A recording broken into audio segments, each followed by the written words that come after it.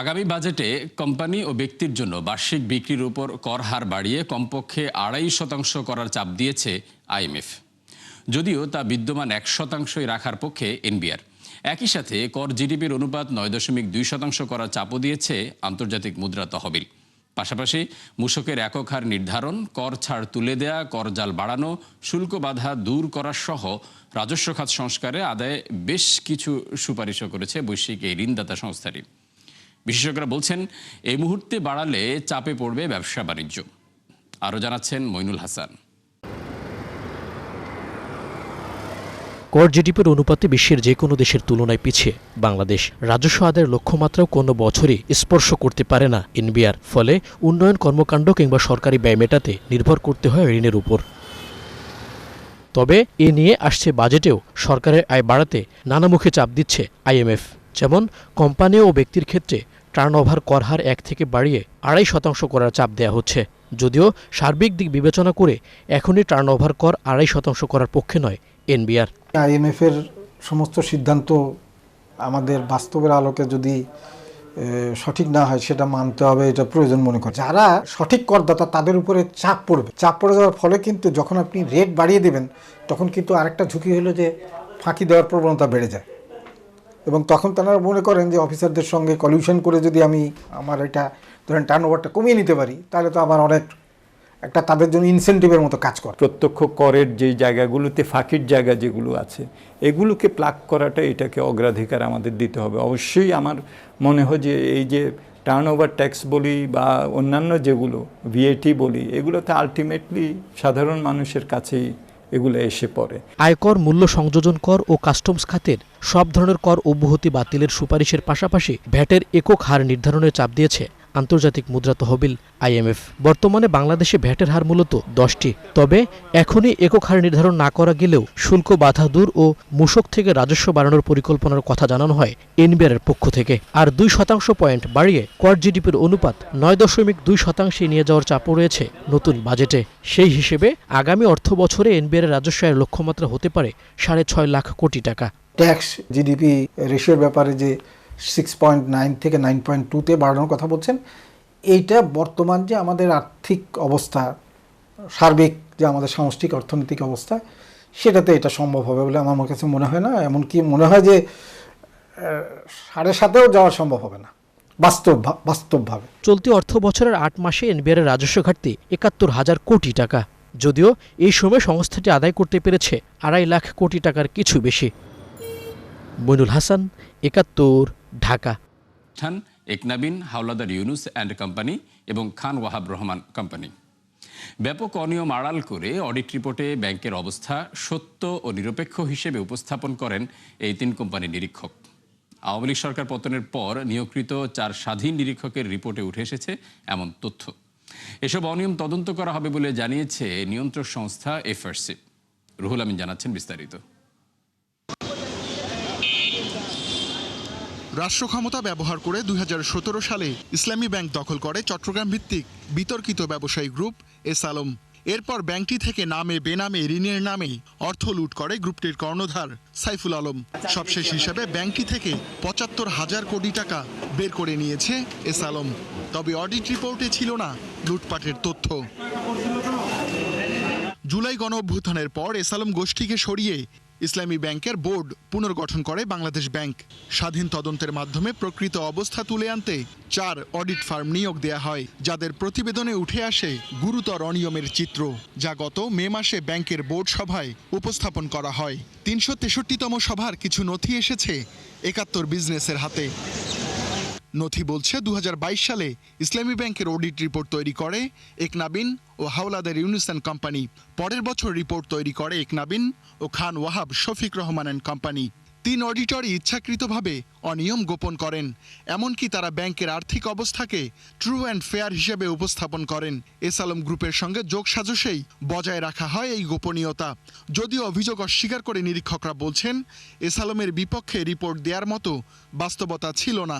যেখানে পুরা হলো রাষ্ট্র, মানে টপ থেকে এ পর্যন্ত রাষ্ট্রীয় সংস্থাগুলো ওদের পকেটে তো এই অডিটরের মতো চুনুপুটিকে কি কেউ হলে পাত্তা দেয় না কেউ? যে সব লোন গুলা নেওয়া হয়েছে এগুলা ম্যাক্সিমাম 17, 18, 19, 20 হলো নেওয়া হয়েছে, আর পরবর্তীতে সমস্ত গুলা ক্যারি ফরওয়ার্ড হয়েছে, যেটা আমাদের ইয়াতে আসছে।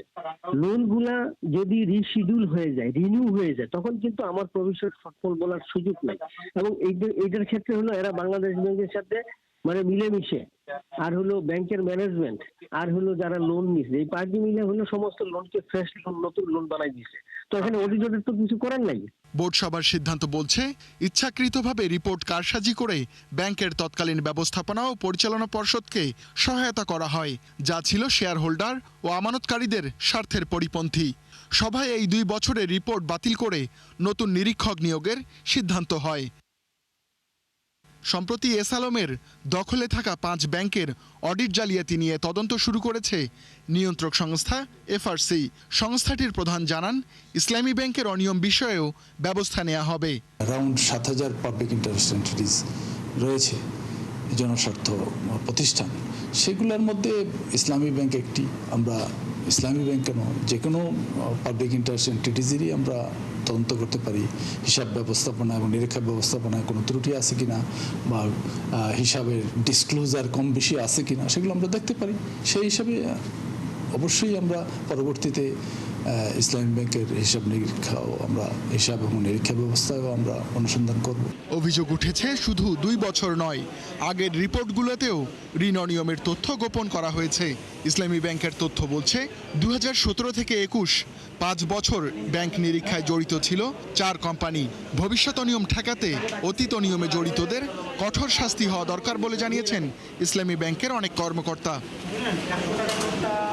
রুহুল আমিন, 71, ঢাকা।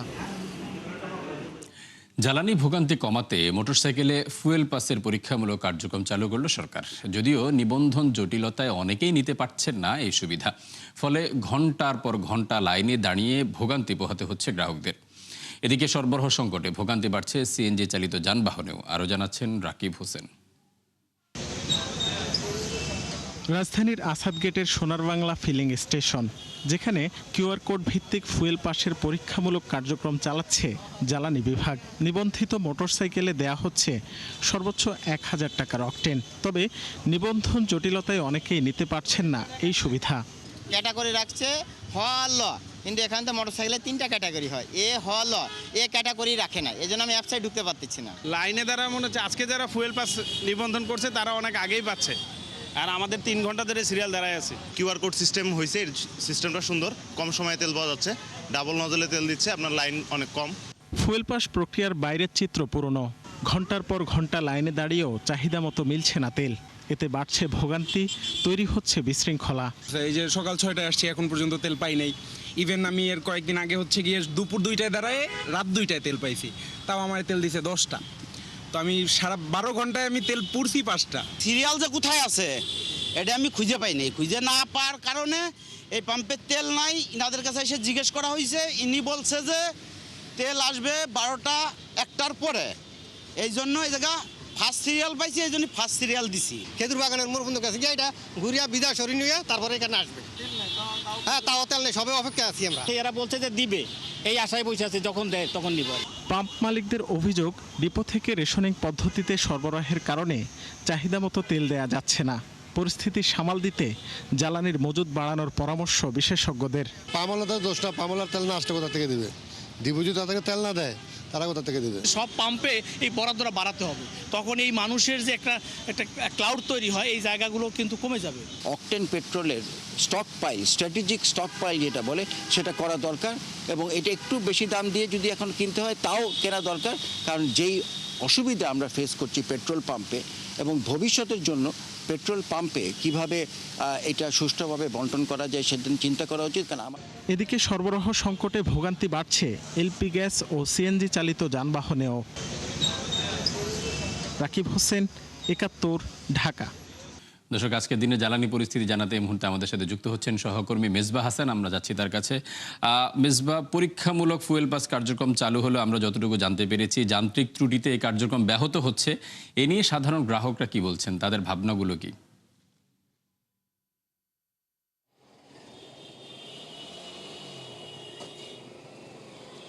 ফারুক, ফুয়েল পাসের পরীক্ষামূলক কিন্তু গতকালকেই চালু হয়েছে। আজকে মূলত 7টি স্টেশনে চালু হওয়ার কথা, কিন্তু আজকে থেকে পুরাটাই সার্ভার ডাউন হয়ে রয়েছে। পুরা কার্যক্রমই ফুয়েল পাস কার্যক্রম বন্ধ রয়েছে। আমরা ইতিমধ্যে দেখেছি এই স্টেশনেই কিন্তু গতকালকে ফুয়েল পাস চালু করা হয়, কিন্তু তারপরে কিন্তু এখানে কন্টিনিউ হচ্ছিল, কিন্তু পরে কিন্তু এই সার্ভারটা ডাউন হয়ে যায়, যার কারণে আজকে কিন্তু 7টি স্টেশন চালু হওয়ার কথা থাকলে কিন্তু পুরোটা বন্ধ আছে। আমরা দেখেছি যে আগের যে ভোগান্তি ছিল সেই ভোগান্তি কিন্তু একই সময়ের দীর্ঘ 1 মাস ধরে সেই একই ভোগান্তি কিন্তু রয়েছে। আমরা যাদের সাথে কথা বলছিলাম, যারা গ্রাহিতা, তারা যেটি বলছিলেন যে আসলে যে ফুয়েল পাস কার্যক্রমে একদিকে যে কিউআর কোডে করতে ফুয়েল পাস নিতে যে ভোগান্তি, সেই সাথে আবার দীর্ঘ লাইনের ভোগান্তি, দুই মিলে আসলে ভোক্তাদের জন্য এটি আরও অসহনীয় হয়ে উঠছে, যেটি আরও সহজ করার কথা ছিল। এই পাম্প এখানে যে ম্যানেজার আছে তার সাথে আমরা কথা বলছিলাম, তিনি যেটি বলছিলেন যে একসাথে যে এই যে পাম্প যে মালিক, তিনি বলছিলেন যে এই ফুয়েল পাসের মাধ্যমে আসলে যে সহজীকরণ যারা করতে চেয়েছিলেন, কিন্তু সার্ভার ডাউনের কারণে তারা এটা করতে চান। যদিও 7টি পাম্প এর মধ্যে আওতায় নিয়ে আসার কথা, কিন্তু এখনও পর্যন্ত কিন্তু 2টি পাম্প চালু হলে আজকে থেকে কিন্তু পুরাটা বন্ধ হচ্ছে, যার কারণে যাত্রী ভোগান্তি কিন্তু এখন কিন্তু চরমে রয়েছে। সব কিছু মিলে আগের যে ভোগান্তি, সেই ভোগান্তি কিন্তু এখনও কমেনি। যদি বলার চেষ্টা করি, এখন পর্যন্ত এই যে আসাদ গেট পাম্প আছে, এখানে কিন্তু সেই ভোগান্তি আছে, এবং যে আগের আমরা মালিকদের সাথে কথা বলেছি, তারা যেটি বলছিলেন যে এই পাস যদি সরবরাহ আরও 2-3 দিন সময় লেগে যাবে, সার্ভারটা ঠিক হলে আবার হয়তো পুনরায় চালু করতে পারবে। এবং এই সার্ভার যদি চালু করতে পারে এবং এই কিউআর কোডের মাধ্যমে যদি ভালোভাবেই রান করতে পারে, তাহলে হয়তো কিছুটা ভোগান্তি কমবে, এমনটাই কিন্তু প্রত্যাশা করছেন তারা। এই ছিল সবশেষ। ফারুক। মিসবাহ, আপনাকে অসংখ্য ধন্যবাদ। দর্শক, আজকের দিনে জ্বালানি পরিস্থিতি জানাচ্ছিলেন আমাদের সহকর্মী মিসবাহ হাসান। ইরান যুদ্ধের কারণে জ্বালানি সংকট তৈরি হওয়ায় প্রতিনিয়তই চাপ বাড়ছে বৈশ্বিক অর্থনীতিতে, যেখানে মাসের ব্যবধানে বিভিন্ন দেশে বেড়েছে মূল্যস্ফীতির হার, যা থেকে বাদ যায়নি যুদ্ধ শুরু করা যুক্তরাষ্ট্র। বিশেষজ্ঞদের মতে সহসাই জ্বালানি পরিস্থিতি স্বাভাবিক না হলে বাড়বে মূল্যস্ফীতির হার। নুসরাত মমি জানাচ্ছেন বিস্তারিত। ইরান যুদ্ধে হরমুজ প্রণালী বন্ধ হওয়ায় জ্বালানি তেলের দাম বৃদ্ধির ভয়াবহ প্রভাব পড়ছে বিশ্ব অর্থনীতিতে। জ্বালানি সংকট ও আকাশচুম্বী দামে দেশে দেশে বাড়তে থাকে মূল্যস্ফীতির হার, যা থেকে বাদ যায়নি স্বয়ং যুক্তরাষ্ট্র। মূল্যস্ফীতি বাড়তে থাকে এশিয়ার দেশগুলোতেও। মূলত মধ্যপ্রাচ্যের অপরিশোধিত তেলের 60 থেকে 70% যায় এশিয়ার দেশগুলোতে। ফলে জ্বালানি সংকটের প্রথম ধাক্কা আসে এই শীর্ষ ক্রেতাদের উপর। এই যেমন যুদ্ধ শুরুর পর ফেব্রুয়ারিতেই ইন্দোনেশিয়ার মূল্যস্ফীতি পৌঁছায় প্রায় 5%। তবে সরকার ভর্তুকির ব্যবস্থা করায় মার্চে তা আবার নেমে আসে 3.5%। ফিলিপাইনে মূল্যস্ফীতি পৌঁছায় 4.1%। তবে বিপরীত চিত্র দেখা যায় চীনে। দেশটিতে ফেব্রুয়ারির তুলনায় মূল্যস্ফীতি কমে 1% নেমেছে। তবে দাম কমার প্রবণতা উল্টে আবারও বাড়ছে পণ্যমূল্য। কিছুটা ব্যতিক্রম ভারত। দেশটিতে মূল্যস্ফীতি খুব একটা না বাড়লেও ডলারের বিপরীতে পড়তে থাকে রুপির মান। এদিকে জ্বালানি চাহিদার বড় অংশ আমদানি নির্ভর হওয়ায় বিপাকে পড়েছে ইউরোপ। যুদ্ধের কারণে অঞ্চলটিতে শুধুমাত্র জ্বালানি খরচই বেড়েছে 7% পর্যন্ত। ফলে বেড়েছে পরিবহন ও উৎপাদন খরচ। মাসের ব্যবধানে প্রায় 1% বেড়ে জার্মানির মূল্যস্ফীতি পৌঁছেছে 3% কাছাকাছি। যুক্তরাজ্যে যা 2.3%, স্পেন ও ইতালিতে 2 এবং ফ্রান্সে 1.6%। সার্বিকভাবে ইউরোজোনের গড় মূল্যস্ফীতি পৌঁছেছে 2.5%। যুক্তরাষ্ট্রের তরফ থেকে যুদ্ধ শুরু হলেও প্রভাব এড়াতে পারেনি দেশটিতে গ্যাসোলিনের দাম 20% বেড়ে পৌঁছায় গ্যালন প্রতি $4, যা 4 বছরের মধ্যে সর্বোচ্চ। ওয়াশিংটনের গড় মূল্যস্ফীতি ফেব্রুয়ারির 2.4% থেকে মার্চে পৌঁছায় 3.3%। বিশ্লেষকদের মতে বৈশ্বিক জ্বালানি পরিস্থিতি স্বল্পমেয়াদে স্বাভাবিক হওয়ার সম্ভাবনা কম থাকায় আগামী কয়েক মাস মূল্যস্ফীতি ঊর্ধ্বমুখী থাকতে পারে। নুসরাত মৌমি, 71। দর্শক, এই ছিল 71 বিজনেসের এখনকার আয়োজনে। সরাসরি সংবাদ অনুষ্ঠান দেখতে চোখ রাখুন 71-এর ফেসবুক পেজ এবং সাবস্ক্রাইব করুন 71-এর ইউটিউব চ্যানেল। থাকুন 71-এর সাথে।